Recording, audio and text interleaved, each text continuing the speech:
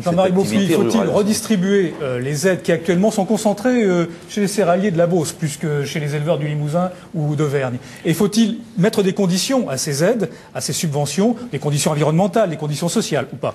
Tout à fait. Tout d'abord, un petit correctif sur les chiffres que vous avez donnés. Oui. La politique agricole commune, c'est 32% du budget, plus les 11% des fonds FEADER qui sont en fait à cheval entre les politiques rurales et les politiques agricoles. Donc on le débat que nous avons à cet instant sur les producteurs de lait met en évidence la première proposition que je n'ai cessé de répéter depuis 2 mois, et en accord avec mes collègues du MoDem, c'est que si on veut faire une nouvelle PAC en 2014, et c'est une nécessité, encore faut-il que nous ayons des agriculteurs. C'est-à-dire que je dis la PAC nouvelle, ce sera une PAC en faveur des agriculteurs. Deuxièmement, c'est une PAC avec une agriculture qui ne sera plus seulement une agriculture productrice de nourriture. Parce qu'au-delà de la production agricole qui peut aller vers des biocarburants, la question qui a été posée à l'instant, c'est une agriculture biologique, une agriculture territoriale, une agriculture de subsistance, mais aussi une agriculture de qualité. Donc c'est tous ces facteurs-là que nous devons mettre sur la table.